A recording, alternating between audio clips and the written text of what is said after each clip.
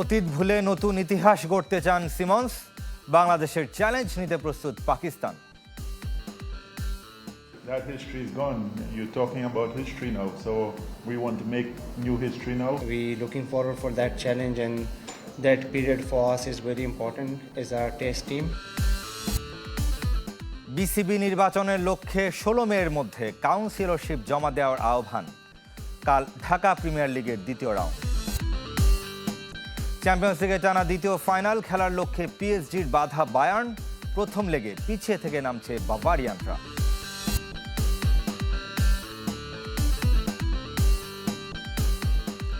সবাইকে আমন্ত্রণ pro sensitive white plus toothpaste sports 24-এ। শিরোনাম শুনছিলেন, আপনাদের সাথে আছি রেদওয়ান। শুরুতে বাংলাদেশ পাকিস্তান সিরিজের খবর জানাবো। অতীত ভুলে বর্তমানে নজর বাংলাদেশ হেড কোচ ফিল সিমন্সের। গড়তে চান নতুন ইতিহাস। দুই দলের পেসার আর স্পিনারদের নিয়ে লড়াইটা দারুণ হবে বলে বিশ্বাস তার। তরুণ ক্রিকেটারদের অংশগ্রহণকে দেখছেন ইতিবাচক হিসেবেই। ঘুরে ফিরে সেই রাওয়ালপিন্ডির স্মৃতি।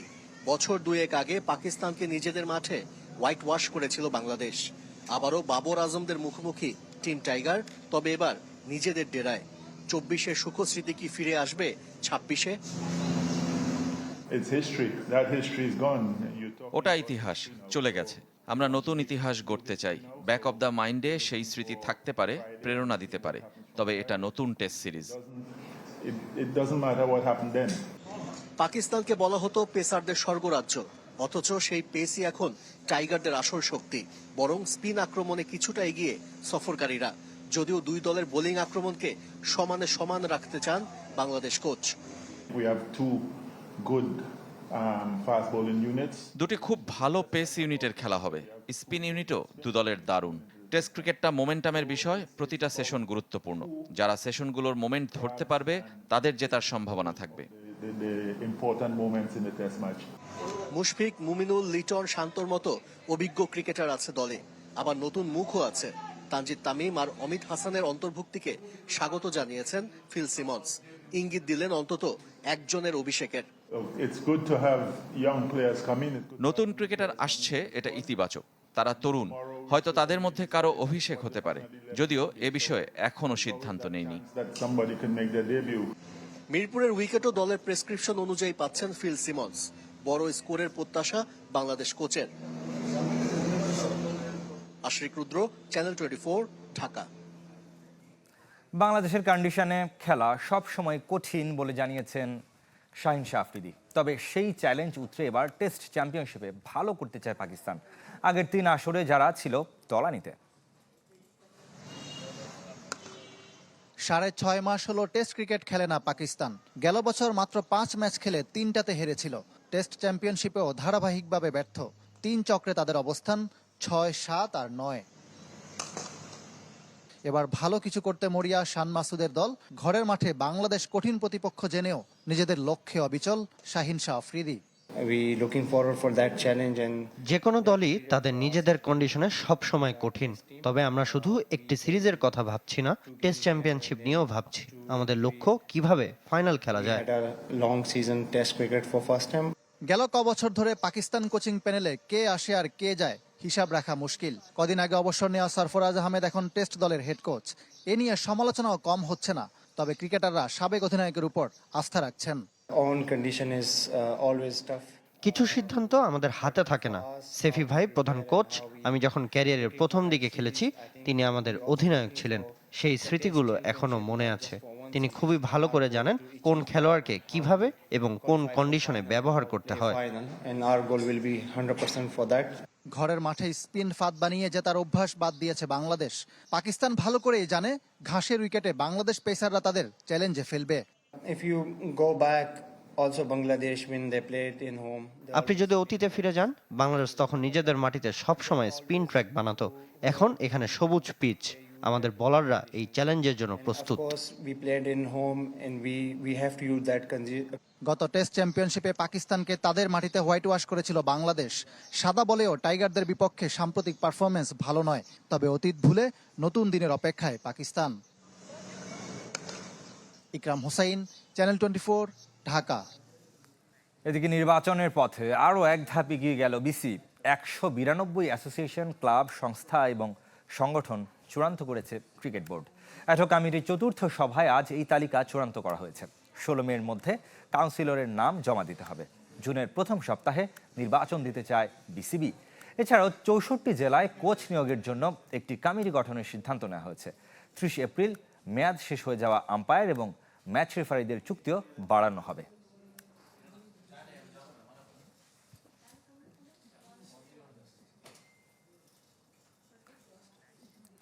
কাল থেকে শুরু ঢাকা প্রিমিয়ার লিগের দ্বিতীয় রাউন্ড। যথারীতি 6 ম্যাচ খেলতে নামছে 12 দল। ক্রিকেটার্স একাডেমি মাঠে সিটি ক্লাবের বিপক্ষে মাঠে নামবে আবাহনী লিমিটেড। বসুন্ধরা ক্রিকেট গ্রাউন্ডে মুখোমুখি হবে মোহামেডান ব্রাদার্স। বিকেএসপি 4 নম্বর মাঠে রূপগঞ্জ টাইগার্সের বিপক্ষে গাজী গ্রুপ ক্রিকেটার্সের লড়াই। বিকেএসপির 3 নম্বর মাঠে লেজেন্ডস অফ রূপগঞ্জের প্রতিপক্ষ বসুন্ধরা স্ট্রাইকার্স। এছাড়াও ইউল্যাব মাঠে prime bank Gulshan cricket club আর পিকেএসপিতে অগ্রণী ব্যাংক ঢাকা লেপার্ডস মুখোমুখি হবে। সবগুলো ম্যাচ শুরু হবে সকাল 9টায়। দ্বিতীয় রাউন্ডে আবাহনী ঘুরে দাঁড়ানোর লড়াই। প্রথম ম্যাচে নবাগত ঢাকা লেপার্ডসের কাছে হেরে অঘটনের শিকার ডিফেন্ডিং চ্যাম্পিয়নরা।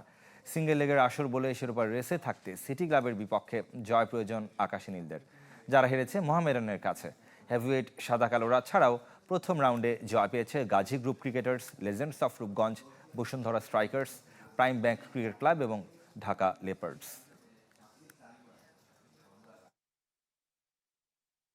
দেশের 1 নম্বর gas stove RFL gas stove, যা বেশি তাপেও ফাটে না আর হ্যাসেল ফ্রি অটো ইগনিশন নিশ্চিত করে ঝামেলাহীন রান্না। আরএফএল গ্যাস স্টোভ, নিরাপদ ও ঝামেলাহীন। ফুটবলের খবর জানাবো ইউএফা চ্যাম্পিয়ন্স লিগ। রাতে দ্বিতীয় সেমিফাইনালের দ্বিতীয় লেগে মুখোমুখি হবে বায়ার্ন মিউনিখ এবং পিএসজি। রাত 1টায় আলিয়াঞ্জ অ্যারেনায় বর্তমান চ্যাম্পিয়নদের আতিথ্য জানাবে বাভারিয়ানরা। 2020 সালের পর আবারও ফাইনালে ওঠার লক্ষ্য জার্মান জায়ান্টের। আর ব্যাক টু ব্যাক ফাইনাল নিশ্চিত করতে চায় প্যারিস সেন্ট জার্মেই।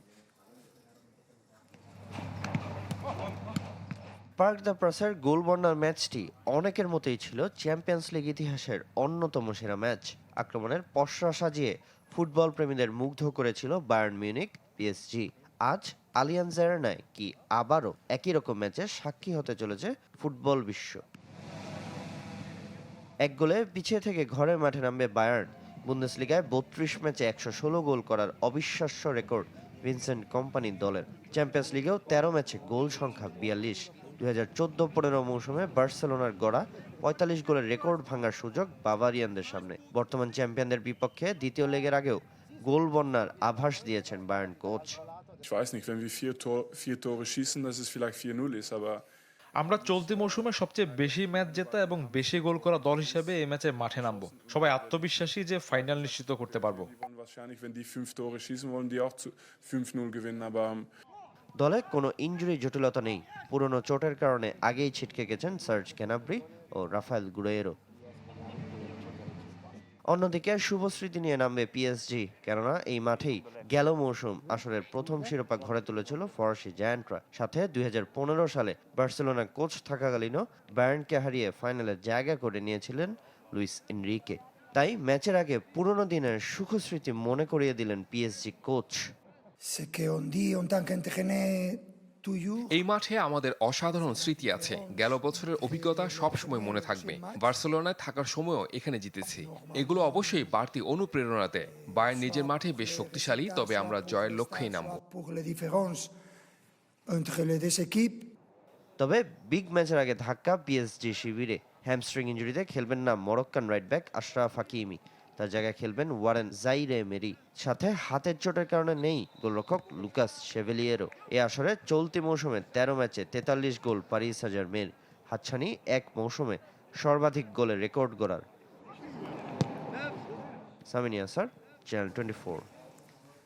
হ্যাটট্রিক সাফ জয়ের প্রস্তুতি নিতে কাল থাইল্যান্ড যাচ্ছে নারী ফুটবল দল। দুপুরে ঢাকা ছাড়বেন পিটার বাটলার শিষ্যরা।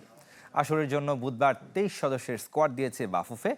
অফ ফর্ম এবং শৃঙ্খলা ভঙ্গের কারণে জায়গা হয়নি মুনকি এবং স্বপ্ন আক্তারের।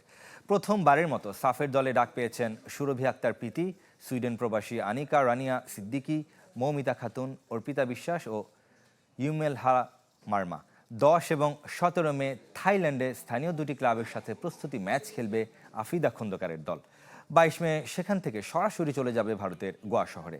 সেখানে 25 মে থেকে শুরু হবে এবারের সাফ চ্যাম্পিয়নশিপ। 28 মে মালদ্বীপ ম্যাচ দিয়ে শুরু হবে লাল সবুজদের আঞ্চলিক শ্রেষ্ঠত্ব ধরে রাখার মিশন।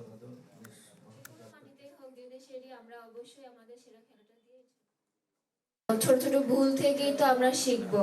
আমরা তো কেবল প্রথমবার এফসি তে গিয়েছি খেলার জন্য, তো প্রথমবারে যে আমরা খুব ভালো কিছু করতে পারবো তাও আশা করাটা আমাদের কাছ থেকে ঠিক না। আমাদের দেশের মানুষ একটু বেশি আশা করে। সাফের তুলনায় এফসির টুর্নামেন্টগুলো এগিয়ে থাকলেও চ্যাম্পিয়ন হওয়াই আমাদের মূল লক্ষ্য। গেল 2 বছর মেয়েরা অনেক এগিয়েছে।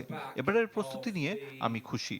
স্বপ্না ও মুনকির পারফরমেন্স খুবই হতাশাজনক। দলীয় শৃঙ্খলায়ও সমস্যা আছে। আশা করি কোনো একদিন তারা উপলব্ধি করবে। দিন দিন স্পষ্ট হয়ে উঠছে রিয়াল মাদ্রিদ এমবাপ্পে সম্পর্কে টানাপোড়েন।